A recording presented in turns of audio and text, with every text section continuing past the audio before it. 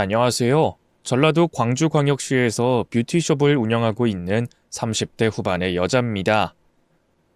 사실 저는 어디 가서 제 이야기를 하는 걸 좋아하지 않는 편입니다.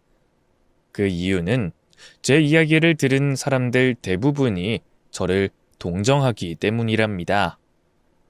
지금의 저는 누구보다 잘 지내고 있고 누구보다 행복함을 느끼고 있는데 저의 과거로 인해 사람들에게 원치 않는 동정을 받는 것이 싫어 저는 사람들에게 제 이야기를 굳이 꺼내지 않았었습니다. 이곳에도 저의 사연을 보낼까 말까 고민하다가 익명이 보장되는 곳이기도 하고 어버이날을 맞아 저희 부모님들의 이야기를 해보는 것도 나쁘지 않겠다 싶어 용기 내 저의 사연을 보내게 됐습니다. 제가 자란 저의 고향은 고랭지 농업으로 유명한 강원도 어느 시골이었습니다. 사는 지역이 지역인 만큼 저희 부모님들도 고랭지 농업으로 배추밭을 운영하시는 분들이셨는데 저희 동네에서 가장 큰 배추 농사를 지으시는 분들이셨습니다. 그리고 제 기억으로는 저는 초등학교에 들어가기 전부터 부모님의 배추밭 일을 도왔던 것 같습니다. 아이고 저 어린 게 뭘 안다고 배추를 저렇게 나르고 있디야? 저 고사리 같은 손으로 집 머리통보다 큰 배추 옮기는 거 보니 웃기기도 하고 기특하기도 하네. 아무리 어리다 하더라도 집 밥값은 해야 할 거 아니여. 저거 똥오줌 가린다고 보낸 세월만 해도 몇 년이야. 걸어다니고 말길 알아들을 수 있으면 지도 일해야지. 아유 예솔이 엄마, 그러다 애 잡는 거 아니여? 예솔이 해봐야 이제 7살이고 초등학교도 들어가기 전인데 밥값 하는 것도 좋지만 애 살살 다뤄. 그러다 큰일 나. 세상에 큰일 날 것도 없다. 부모가 자기 자식한테 밥값 하라고 밭일 좀 시키는 게 왜 큰일 날 일이야? 남의 일에 상관하지 말고 일이나 집중하셔. 7살 때부터 부모님의 배추 농사를 도왔던 저는 초등학교에 입학하고 나서도 하교 후 친구들이 자연스레 학원으로 달려가듯 저도 자연스레 부모님 배추밭으로 달려갔습니다. 그 이유는 제가 싫든 좋든 부모님의 일손을 도와야 했기 때문이었죠. 예솔이 너 오늘 뭐 한다고 늦게 왔어? 너 또 친구들이랑 논다고 늦게 왔지? 엄마가 학교 마치고 곧장 집으로 오라고 했어, 안 했어? 저 나이에 친구들이랑 놀고 그러다 보면 늦게 올 수도 있지. 예솔이 엄마 또 애 잡으려고 그러네. 저 어린 게 지도 얼마나 친구들이랑 놀고 싶겠어. 오는 길에 뭐라도 사 먹으라고 용돈 500원씩 주고 있었는데 그것도 뺏어야겠네. 저게 손에 돈이 있으니까 자꾸 새끼로 새는 거잖아. 예솔이 너 당장 가방 내려놓고 이리 와서 엄마 일 도와. 성인이 되기 전까지 학생들에게 제일 중요한 건 공부, 그리고 학교 생활이었지만 저에게 가장 중요한 것은 언제나 부모님의 농사 일이었습니다. 그런 저희 가족을 지켜보는 남들은 저를 딱하게 여기기도 하고 저희 부모님을 심술난 부모라고 욕하기도 했지만 저희 부모님은 아랑곳하지 않으셨고 오히려 제가 학교를 다니는 시간을 아까워하시기까지 했습니다. 예솔이 엄마, 우리나라 의무교육이 중학교까지 맞지? 고등학교부터는 다니든 말든 지 마음이지? 물어보니까 그렇다고 하네요. 예솔이 이제 중학교 입학했으니까 3년만 학교 다니면 되지 않을까 싶은데 그래도 고등학교까지는 가야 되나 싶기도 하네요. 나도 맘 같아서는 예솔이 저거 중학교까지만 보내고 싶은데 사람들 보는 눈이 있어서 그러지도 못하겠네. 괜히 고등학교 안 보냈다가 못된 부모라고 욕 얻어먹으면 어떡해. 저는 예솔이가 학교 다니는 시간이 너무 아깝게만 느껴져요. 학교에 저렇게 붙어있을 시간에 우리 밭에서 일 도우면 인건비 하나가 줄어드는 건데 저 짓을 최소 3년은 더 해야 된다니. 아휴. 저도 맘 같아서는 예솔이 고등학교고 나발이고 보내지 말고 배추 밭일만 시키고 싶네요. 진정해. 어쨌든 우리가 예솔이 부모잖아. 부모가 됐으면 남들 하는 만큼은 해줘야 우리도 욕 안 먹고 그 후에 예솔이 부려먹어도 마음껏 부려먹을 수 있지. 몇 년만 더 참아보자고. 부모님이 저를 학교에 보내는 시간을 아까워한다는 것을 매우 잘 알았던 저는 일부러 공부를 엄청 열심히 했습니다.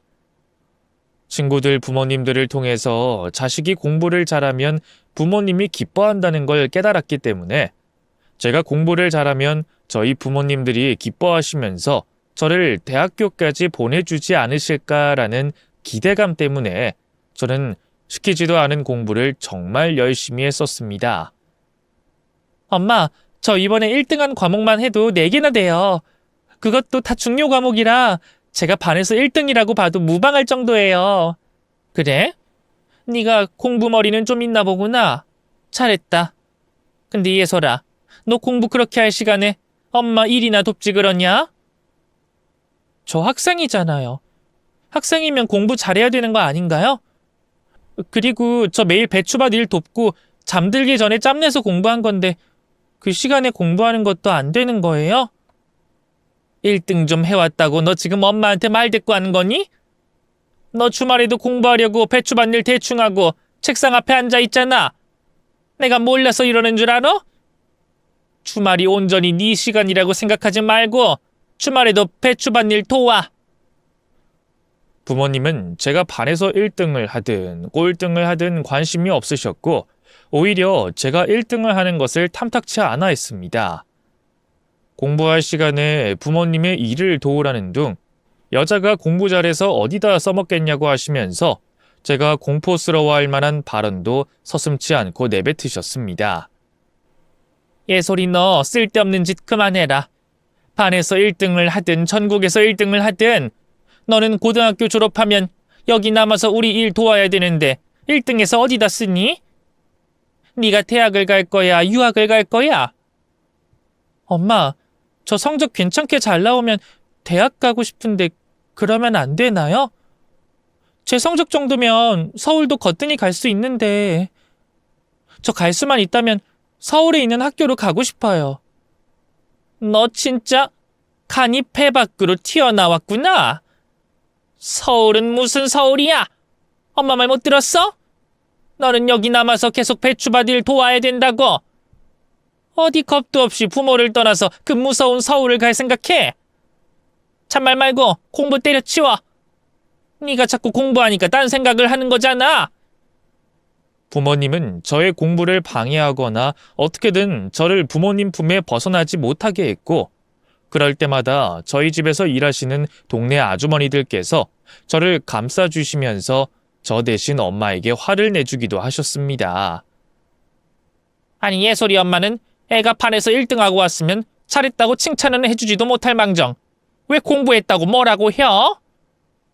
예솔이같이 얼굴도 예쁘고 공부도 잘하고 부모 말 잘 듣는 애가 세상에 또 어디 있다고 그려? 아유 그러게 말이야. 예솔이 엄마는 배가 불러 터져도 너무 불러 터졌어. 배추 농사 잘 되고 자식도 알아서 잘 크면 감사합니다 해야지. 욕심이 얼마나 많길래 엄한 애를 잡고 난리야? 예솔이 엄마는 전생에 나라를 구했나 보다.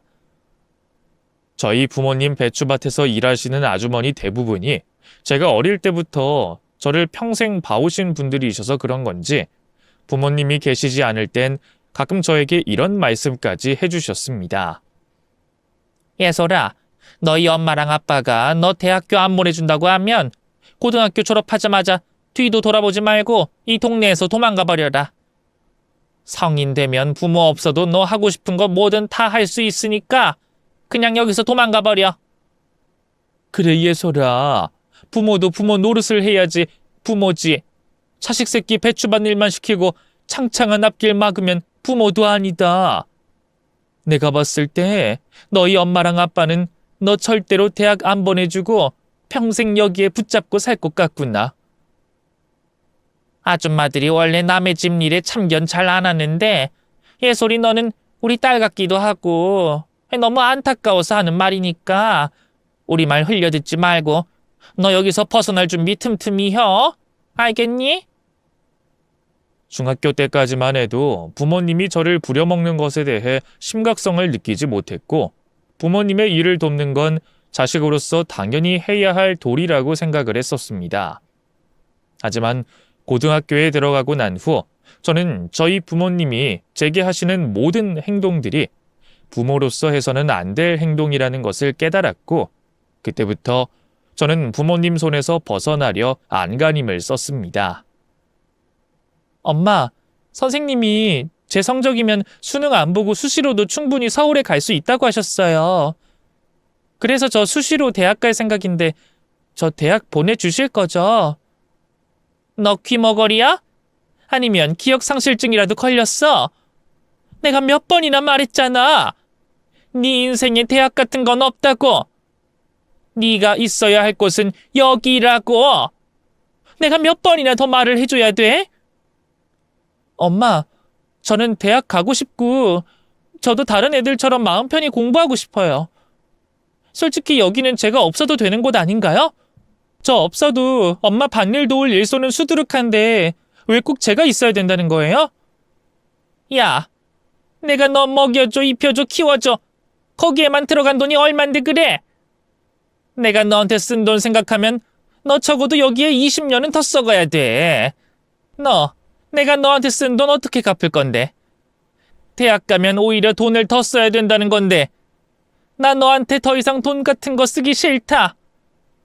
대학교만 보내주시면 등록금 같은 건 제가 알아서 할게요. 그러니까 제발 저 대학교 갈 수 있게 허락만 해주세요. 네? 안 된다고 몇 번이나 말해. 그리고 니까짓 게 무슨 능력이 있다고 그 비싼 대학 등록금을 마련한다는 거야? 그때 가서 또 나한테 손 벌릴 생각인 건 내가 몰라서 그래? 고등학생 때쯤엔 저도 알 건 다 아는 그런 나이였기 때문에 저만 보면 돈 타령하시는 부모님을 더 이상 가만히 두고 볼 수만은 없었습니다. 저도 알 건 다 알고 더 이상은 참지 않겠다는 것을 보여주고 싶었습니다. 저한테 들어간 돈이 얼마나 되시는데요? 솔직히 7살 때부터 지금까지 엄마 밭에서 일한 제 노동값이 더 많은 거 아닌가요? 저는 제가 엄마 밭에서 일해서 번 돈들이 엄마랑 아빠가 저 먹여주고 키워주고 재워준 돈 갚고도 남았다고 생각하고요. 오히려 엄마랑 아빠가 저한테 인건비 주셔야 된다고 생각해요. 네가 몰라서 하는 말인 것 같은데 내가 너 여기 데리고 오느라 쓴 돈이 얼만 줄 알아? 몇 천은 된다, 몇 천은. 그 돈 생각하면 나 너 그냥 순순히 못 보내줘. 그게 무슨 말이에요? 저를 여기 데려오느라 몇 천을 쓰셨다뇨? 저를 어디서 사가지고 오기라도 했단 말인가요? 엄마랑 다투고 있던 중 엄마께서는 마치 저를 어디서 사온 것처럼 이야기하셨고, 제가 그게 무슨 말이냐 묻자 엄마는 실수했다는 듯 크게 당황한 모습을 보이셨습니다. 물론 바로 아무렇지 않은 척하시며 오히려 저에게 큰 소리를 치셨지만요. 내가 전에 너한테 말 안 했었냐? 너 가진다고 네 아빠랑 내가 엄청 고생했다고. 애 잘 들어서게 한다는 보약부터 시작해서 몸에 좋다는 보양식은 죄다 사 먹고 병원 문지방이 닳도록 들락날락거린다고 그때 쓴 돈이 몇 천이란 뜻이야. 너 가지는데 그렇게 몇 천을 투자해서 겨우 가졌다 이 말이야. 엄마, 그렇게 어렵게 가진 딸이면 다른 집처럼 자식을 조금만 더 소중하게 여겨줄 수 없어요? 솔직히 엄마랑 아빠는 어떻게든 저를 부려먹으려고 하시는 것 같아요. 그런 생각이 든다면 어쩔 수 없다. 네 아빠랑 나랑은 너한테 최소한의 부모 노릇은 이미 충분히 하고 있다고 생각하고 대학교는 우리 손에서 벗어난 일이라고 생각한다. 엄마 말 알아들었으면 대학 타령은 그만하고 방으로 돌아가. 결국 저는 반에서 1등이라는 좋은 성적을 거둬도 부모님의 반대로 대학교 진학을 하지 못했고, 동네 친구들 다 타 지역으로 공부하러 다닐 때 저만 그 시골에 홀로 남아 부모님의 배추밭 일을 도와야 했습니다. 아유, 불쌍한 우리 예솔이. 예솔이가 내 딸이었으면 나는 내 뼈를 갈아서라도 서울이든 미국이든 어디든 보냈을 텐데. 부모 잘못 만나서 이게 무슨 고생이니? 아유, 언니, 애 앞에선 그런 말 하지 마쇼. 우리보다 더 속상한 건 예솔이 당사자일 거 아니여요. 예솔아, 대학 못 가게 된 건 안타깝게 된 거지만 이모들 말한 대로 틈 봐서 여기서 도망 나가버려. 성인 돼서 다 큰 네가 도망간다고 해서 너희 부모가 뭐 어쩔 거야. 안 그래? 너야말로 애한테 이상한 소리 하지 마. 예솔이 부모가 보통 내기 인간들이야? 예솔이 도망간다고 하면 지옥 끝까지 따라가서 데려올 인간들이잖아. 아유, 그건 그렇지. 예솔이가 도망가고 싶다 해도 그 인간들 손에서 벗어나기 쉽진 않을 거야. 아이고, 우리 예솔이 시집이라도 가야지 여기서 벗어나려나? 결국 저는 부모님들 몰래 가출을 감행하기로 마음먹게 됐습니다. 아주머니들 말씀대로 저희 부모님들은 보통 사람들과는 다른 분들이셨기에 아무 날에나 가출할 수 없었고 제 나름대로의 계획을 철저하게 짜야 했습니다. 아, 오늘은 일이 왜 이렇게 힘드냐? 평소보다 일이 더 힘드네, 더 힘들어. 예솔이 아버지, 오늘은 내가 너무 힘들어서 그러는데 밥은 대충 있는 대로 먹고 일찍 자는 걸로 해요. 그래도 괜찮겠죠? 아니, 나도 오늘 비 맞으면서 일했더니 삭신이 쑤시고 몸살 기운이 올라와서 일찍 자야 할 것 같아. 나는 따뜻한 국만 있으면 되니까 그 반찬은 있는 걸로 대충 꺼내와. 비가 많이 내렸던 날, 그리고 부모님이 반일로 피로를 호소했던 날, 저는 가출을 하기로 마음먹었습니다. 부모님이 평소보다 일찍 잠에 든 것을 확인한 저는 미친 사람처럼 정신없이 큰 가방에 제 짐을 모조리 집어넣은 뒤 조심스레 현관 밖으로 나오게 됐는데 어디서 나타난 건지 뒤통수 뒤로 섬뜩한 엄마의 목소리가 들려왔습니다. 예솔이, 너 지금 어디 가려고 그 큰 가방을 챙겨 나가는 거야? 너 설마 지금 가출하려고 그러고 있는 거니? 엄마 주무시고 계신 거 아니었어요? 저는 엄마 잠든 줄 알았는데 왜 일어나 계신 거예요? 화장실 가려고 일어났는데 네 방에 불이 켜져 있길래 뭐 하나 싶어서 잠깐 내다봤다. 근데 네가 짐을 싸고 있더라고. 너 정말 가출하려고 비 오는 이 늦은 밤 그러고 서 있는 거야?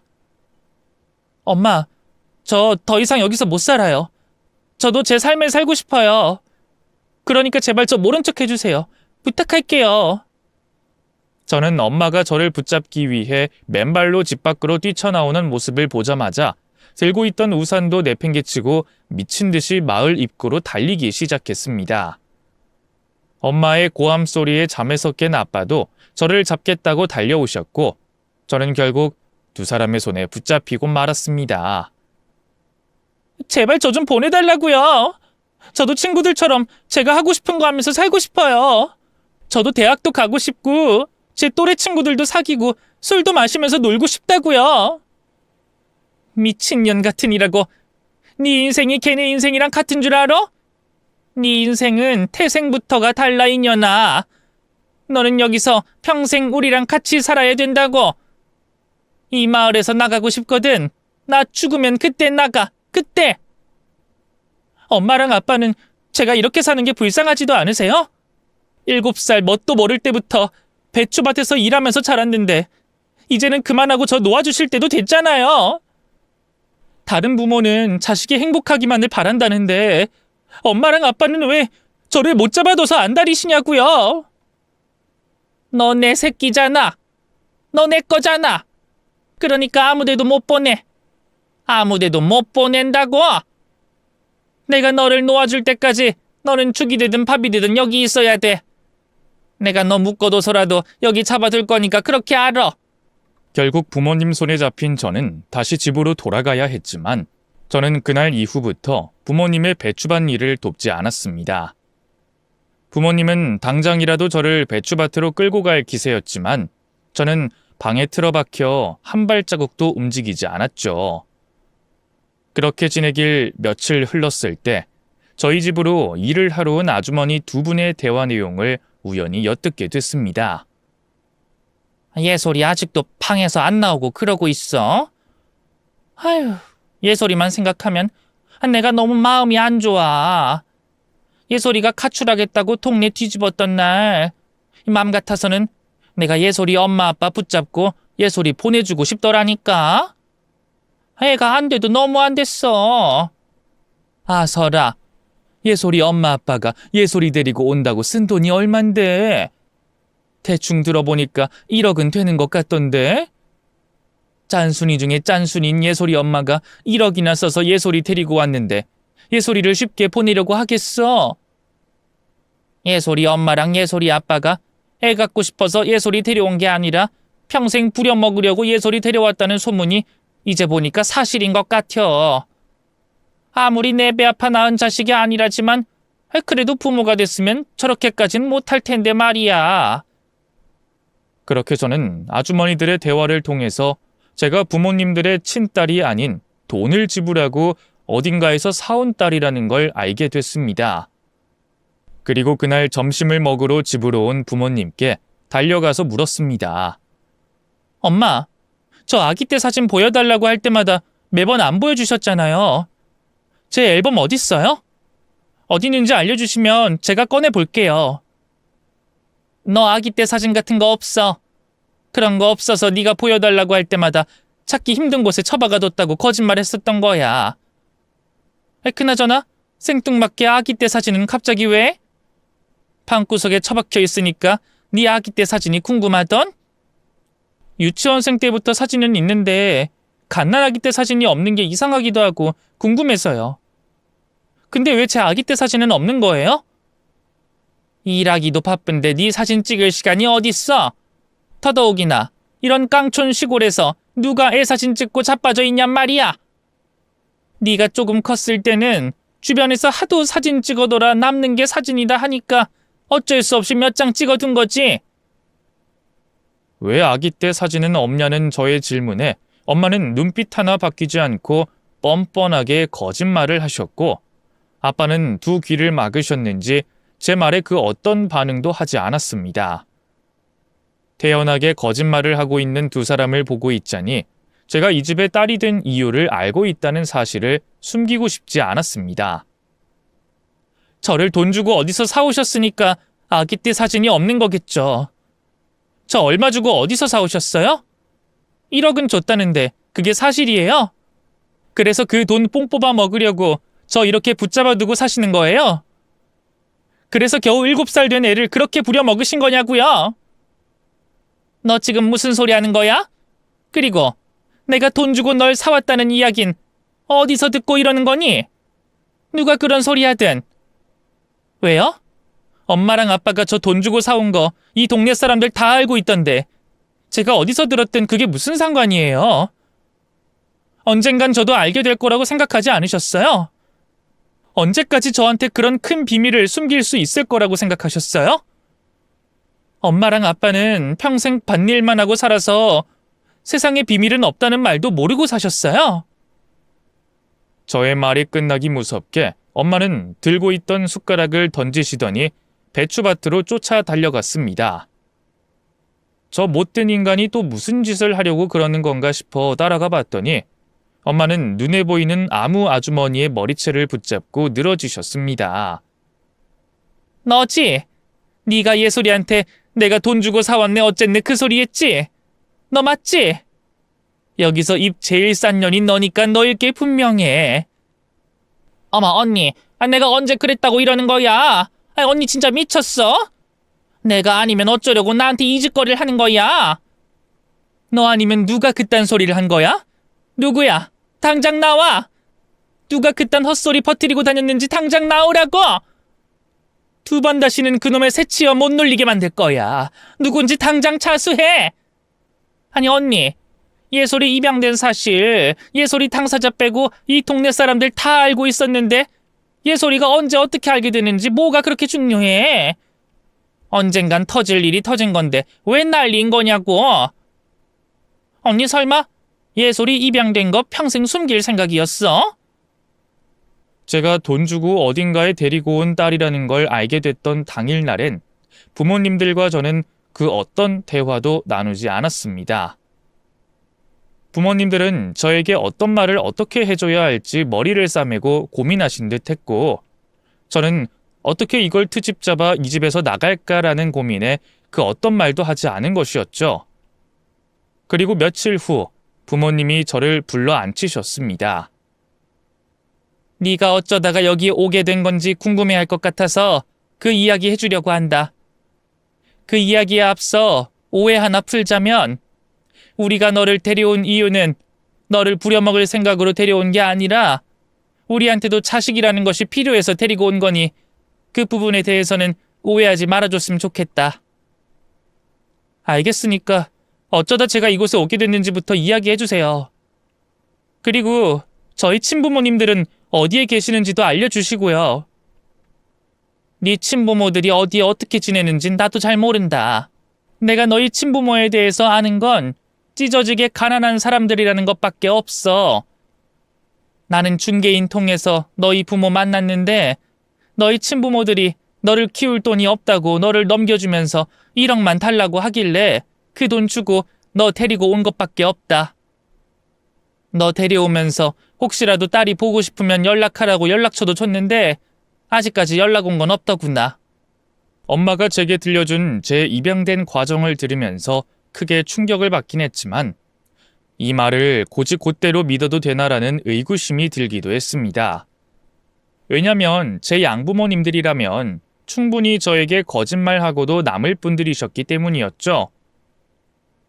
너를 데려오고 나서 1년 정도 지났을 때 돈 주고 사람을 사온 것에 대해 죄책감을 느끼기도 했고 우리가 부모 자식을 생이별시킨 것만 같은 생각에 너희 부모들한테 너를 돌려주려고 했는데 알아보니까 네 친부모가 우리가 준 돈을 들고 동남아인가 어딘가로 사업하러 떠났다고 하더구나. 그게 사실인가요? 20년 동안 제 친부모들은 저를 단 한 번도 찾지 않았고 저를 이 집에 팔아 넘기고 해외로 가버렸다는 그 말 정말 사실이에요? 너한테 다 들킨 마당에 내가 무슨 거짓말을 하겠어? 도대체 어느 부분이 믿기 어려워서 그러니? 너희 부모들은 돈이 필요했고 돈을 얻는 대신 너를 포기했어. 그런 인간들이 너를 버리고 해외로 가버렸다는 말도 그리 믿기 어려운 말은 아닌데 뭐 때문에 그래? 친부모들이 찢어지게 가난해 다른 것도 아닌 자식을 팔아 넘겼다는 사실이 제 가슴을 찢어지게 만들었지만 그건 이미 지나간 과거고 그 과거보다 현재가 더 괴로웠기에 저는 정신 차리고 저를 키워준 양부모들에게 말했습니다. 제가 이 집의 친딸이 아니라는 사실을 알게 된 이상 저는 여기에 더 이상 살 수 없어요. 엄마랑 아빠가 제 친부모라고 해도 여기서 살기가 힘든데 제 친부모가 아니라는 걸 알고 어떻게 여기서 더 살겠어요? 예솔아, 낳은 정보다 키운 정이라는 말 너 몰라서 그러니? 네가 아무리 우리를 미워해도 우리는 네 부모가 맞아. 법적으로도 너는 내 자식이라고. 서류상으로만 부모 자식이지 엄마는 저를 엄마 자식이라 생각한 적 단 한 번도 없잖아요. 다 필요 없고 7살 때부터 지금까지 제가 이 집에서 일한 돈 계산해서 주세요. 저 그 돈 받고 이 집에서 나갈 거고 만약에 저한테 돈 안 주신다 하면 경찰에 인신매매로 2분 신고할 생각이니 그렇게 아시고요. 어떤 이유로 저를 데리고 왔든 양부모들은 인신매매를 한 것이 틀림없으니 저는 그것을 약점을 잡고 양부모들에게 그동안 제가 일한 노동값을 받아냈습니다. 자그마치 5천이라는 돈을 받아든 저는 그제야 그곳에서 탈출할 수 있었고 저는 바로 학원을 다니면서 기술을 배운 다음 시내에 작은 뷰티숍을 차렸습니다. 네가 시내에 가게 차렸다고 하길래 어떻게 하고 있나 궁금해서 보러 왔다. 손님은 좀 있니? 일은 할만하고? 엄마가 도와줄 일은 없어? 엄마가 걱정 안 해도 될 정도로 장사 잘 되고 있으니까 구경 다 하셨으면 이만 돌아가 보세요. 그리고 불편해서 그러는데 웬만하면 찾아오지도 마시고요. 너는 엄마한테 왜 그렇게 매정하게 말을 하는 거니? 솔직히 이 가게 내 돈으로 차린 가게 아니야? 그런 거라면 나도 여기 올 권리가 있다고 생각하는데. 양부모님들은 어떻게 소문을 들은 건지 제가 차린 뷰티숍에 종종 찾아오셨는데 찾아올 때마다 조용히 왔다 가는 경우가 없었습니다. 손님이 있는데도 이상한 헛소리를 해대거나 자기도 관리를 받겠다며 진상 부리기까지 했었죠. 그뿐만이 아니었습니다. 너 한 달에 얼마 벌어? 들어보니까 네 가게 손님이 꽤 많아서 한 달에 적어도 1,000만 원은 번다고 하던데 그게 사실이야? 1,000만 원은 무슨 1,000만 원이에요. 저 혼자서 하는 가게라 손님 그렇게 많이 받지도 못하는데요. 그리고 엄마는 제 매출에 뭐가 그렇게 관심이 많으세요?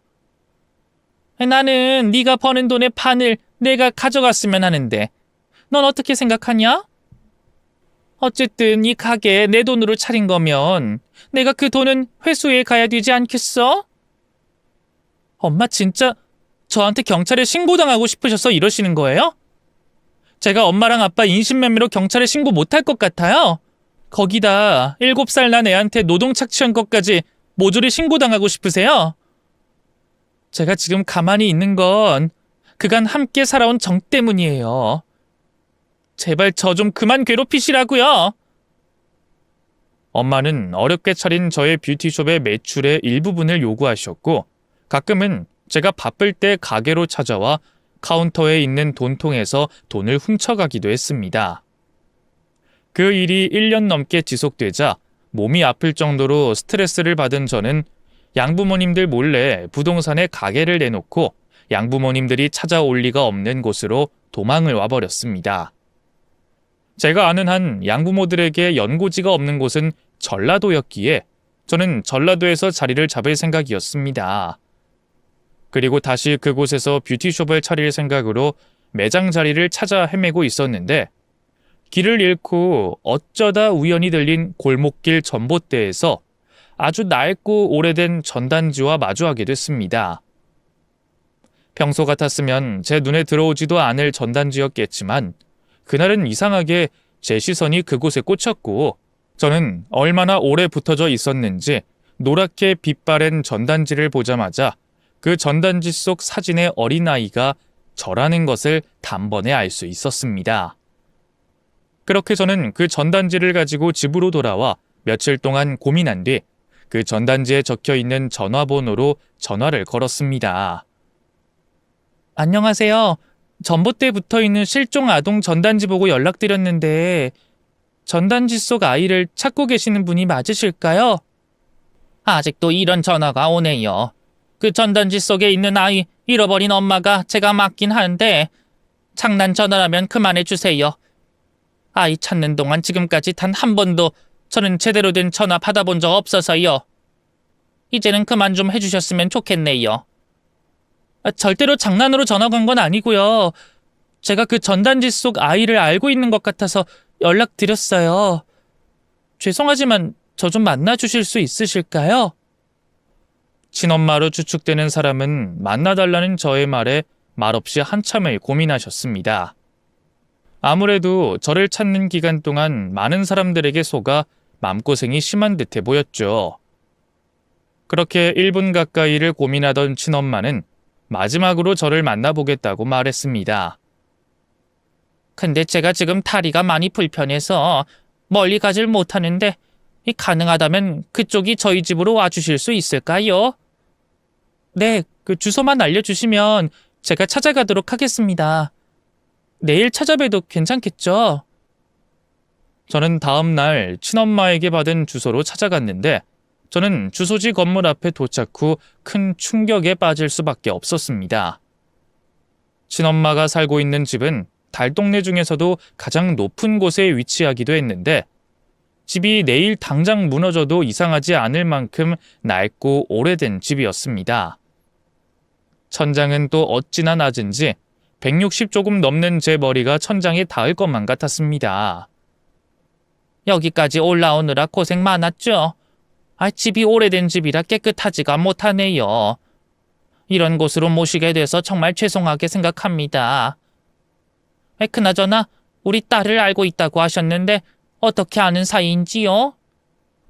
20년 만에 처음 만나게 된 저희 친엄마는 나이에 비해 얼굴에 주름이 많았고 또 머리가 하얗게 새어 있었습니다. 거기다 밥도 잘 못 먹었는지 앙상하게 마른 몸을 하고 있었는데 전화에서 말했던 대로 다리도 많이 불편해 보였습니다. 친엄마는 다리를 크게 절뚝였고 저는 그 모습에 충격을 받아 아무 말도 할 수가 없었습니다. 아가씨, 제 말 듣고 있어요? 우리 딸이랑 어떻게 아는 사이인가요? 그리고 제 딸을 알고 계시는 게 맞긴 해요? 같은 고등학교를 나온 동창입니다. 근데 아직 그 친구한테는 제가 그 전단지를 발견했다는 말은 못했어요. 저도 정확하게 사실 확인을 해야지 말할 수 있을 것 같아서요. 그래서 말인데요. 어쩌다 딸을 잃어버리게 된 건지 말씀해 주실 수 있을까요? 양부모에게서 제가 입양된 과정을 듣긴 했지만 친부모님들이 전단지를 붙일 만큼 저를 간절히 찾고 있는 거라면 그 이야기는 분명 거짓말일 게 틀림없었습니다. 그 아이를 낳을 당시 우리 집이 아주 가난했어요.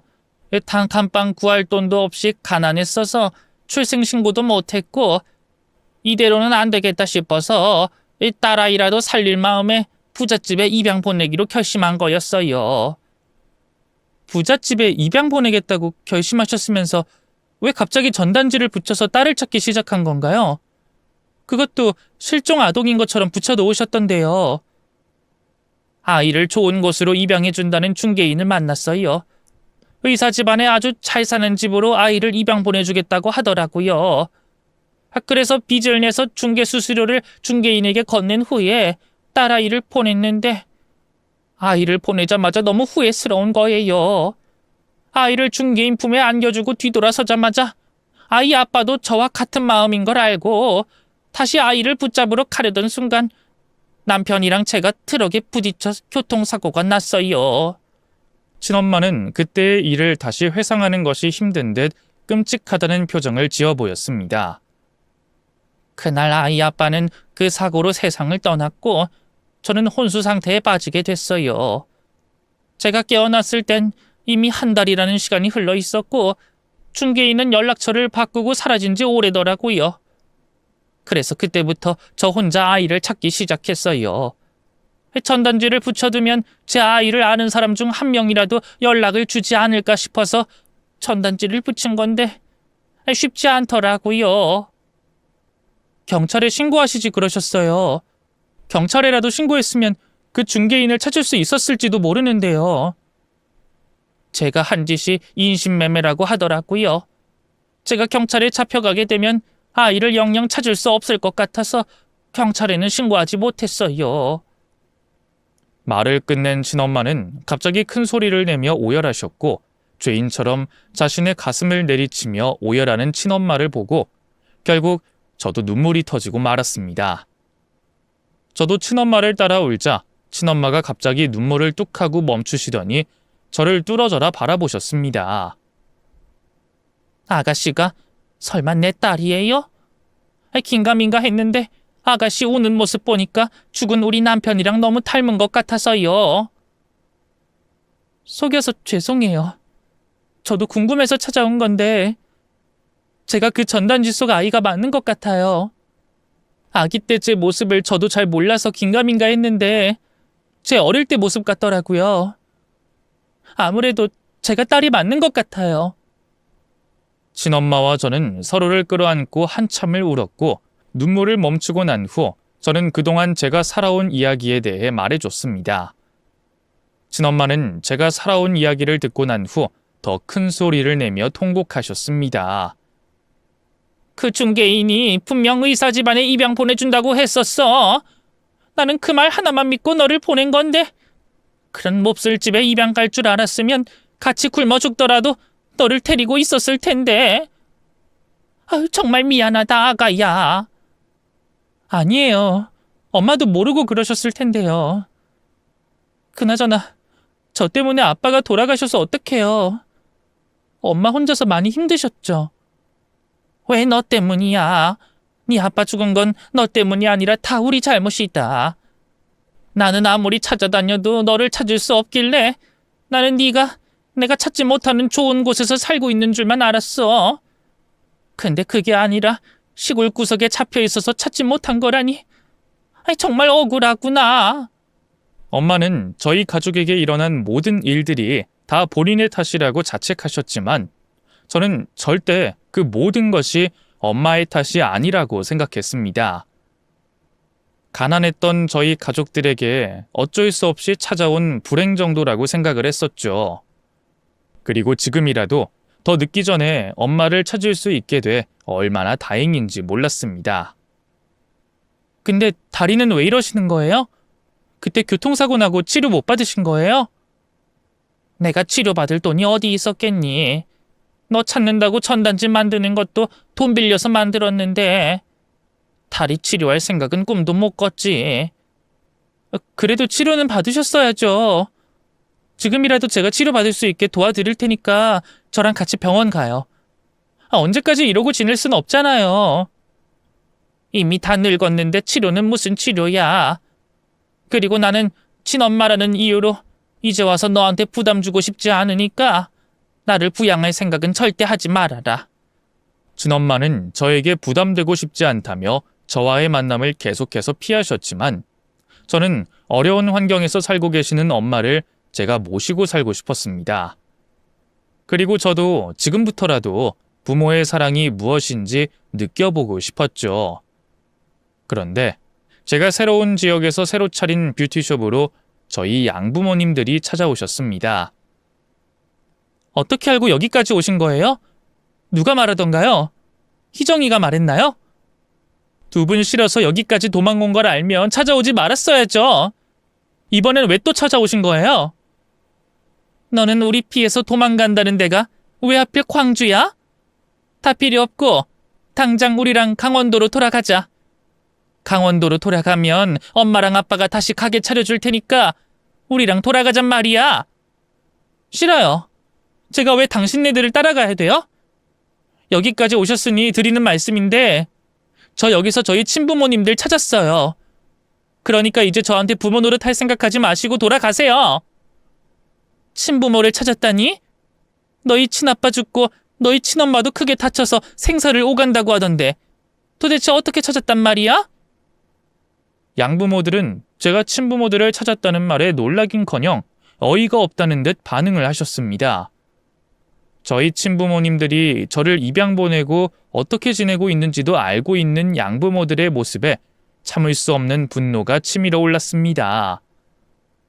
저희 친부모들이 저를 보내고 교통사고 당하셨다는 거랑 저희 친부모들이 저를 찾고 계셨다는 것도 다 알고 계셨어요? 근데 어떻게 저를 친부모들한테 돌려주지 않으셨던 거예요? 내가 중개인한테 얼마나 큰 돈을 지불했는데 너를 다시 환불하겠니? 너를 되돌려준다고 하면 그 인간들이 그 돈을 다 뱉어낼 것 같아? 너 되돌려주면 나만 손해인데 내가 왜 너희 부모들 불쌍하다고 되돌려줘야 되니? 제가 물건이라도 되나요? 환불이라뇨? 어떻게 사람이 돼서 그런 짓들을 하고 그딴 말을 아무렇지 않게 내뱉을 수 있어요? 말이 그렇다는 거지. 어쨌든 예솔아, 엄마랑 아빠랑 다시 집으로 돌아가자. 우리랑 돌아가면 그땐 네가 해달라는 거 다 해줄 테니까 돈 없고 가난한 네 친엄마랑 살지 말고 우리랑 돌아가잔 말이야. 양부모들은 제가 친부모님들을 다시 만나 행복하게 살까봐 겁이 나서 저에게 다시 집으로 돌아가자고 한 것이 아니라 저에게 쓴 돈이 그때까지도 아까워 저에게 다시 집으로 돌아가자고 한 것이었습니다. 그 속내를 모르지 않는 저는 양부모들을 쫓아내기 위해 휴대폰을 꺼내 들었습니다. 당신들이 3살밖에 안 된 어린 나를 가지고 인신매매했다고 실토한 거 증거로 여기 CCTV에 다 찍혔으니까 발뺌할 생각하지 마세요. 저 지금 경찰서에 신고해서 당신들 신고해버릴 거예요. 예솔아, 진정하래도? 네가 우리 신고하면 너희 친엄마도 신고당하는 건데 너 그래도 괜찮아? 네, 괜찮아요. 제가 볼 땐 지금까지 저를 찾는 걸 포기하지 않은 저희 친어머니는 벌을 받아도 당신들보단 적게 받을 것 같거든요. 아마 두 사람은 최소 징역은 살다 나올 것 같은데 그래도 괜찮나요? 제가 112 버튼을 누르자 그 모습을 보고 기겁한 양부모들은 뒷공문이 빠지게 도망가셨고 그날 이후 지금까지 그 어떤 연락을 주지 않고 있습니다. 그 이후 저는 친엄마를 저희 집으로 모시고 내려왔고 다친 다리를 치료할 수 있도록 병원에도 꾸준히 모시고 다니고 있습니다. 처음엔 엄마는 죄책감 때문에 저와 지내는 것을 불편해하셨지만 친엄마를 만나 행복해하는 저를 보고는 마음을 다잡으시고 남은 생 동안 저를 위해 사시겠다고 말씀해 주셨습니다. 그리고 저는 법적으로도 양부모들의 자식으로 남아있기 싫어 파양 준비하고 있었는데 그 소식을 들은 동네 친한 아주머니께서 제게 전화를 주셨습니다. 예솔아, 순자 이모야. 네가 파양 준비하고 있다고 해서 우리 아들한테 네 연락처 좀 알아내달라고 부탁했어. 그리고 친엄마 찾아서 잘 지내고 있다면서? 네, 저 친부모님들 찾아서 지금 같이 살고 있어요. 그나저나 어떤 일 때문에 그러세요? 저 파양 신청하는 거 도와주시려고 그러시는 거예요? 예솔아, 네가 뭐 때문에 파양 신청하려는 건지 아줌마도 이해하는데 꼭 파양 신청을 해야겠니? 아니, 너희 양부모들 정말 못된 사람인 건 맞지만 재산이 좀 많아야지. 그 인간들 짠순이 짠돌이 부부라 1년에 돈을 몇 억씩 벌어들여도 안 쓰고 저축만 하는 거 너도 알고 있지? 그 인간들한테 자식이라고 해봐야 너밖에 없는데 아니, 그렇게 되면 그 인간들 죽고 나오는 돈 다 네 돈이라는 뜻 아니겠니? 너 억울해서라도 그 돈 챙겨야 되지 않겠어? 단 한순간도 양부모들과 엮이기 싫어 파양 절차를 밟으려고 했던 것인데 친한 동네 아주머니의 말을 듣고 보니 파양 신청을 하는 것이 오히려 저에게 손해라는 생각이 들었습니다. 수십억, 아니 어쩌면 수백억을 모아뒀을지도 모르는 양부모들에게 자식이라고는 오직 저뿐이었기에 동네 아주머니 말씀대로 양부모들의 돈은 곧 제 돈이 되는 것이었습니다. 그런데 지금 제가 화가 난다는 이유로 파양을 해버리게 되면 그 돈은 제가 받을 수 없는 돈이 되기에 저는 파양 신청하는 것을 취소하기로 했습니다. 다행히 양부모 쪽에서도 저를 파양할 생각이 없는지 아니면 그 과정이 무서운 건지 아직까지 파양 이야기를 꺼내지 않고 있습니다. 저는 앞으로 저희 친엄마와 함께 과거의 아픔이 잊혀질 정도로 행복하게 잘 살 생각입니다. 그리고 그동안 살아온 제 삶이 억울해서라도 저는 양부모들의 재산을 받아낼 수 있도록 할 것이랍니다. 그 인간들도 일말의 양심이라는 것이 있다면 저를 파양하지 않고 저를 끝까지 자식으로 안고 가야 된다고 생각합니다. 부디 앞으로는 엄마와 저에게 가슴 아픈 일이 일어나지 않길 바라며 잘 살아보도록 하겠습니다. 감사합니다.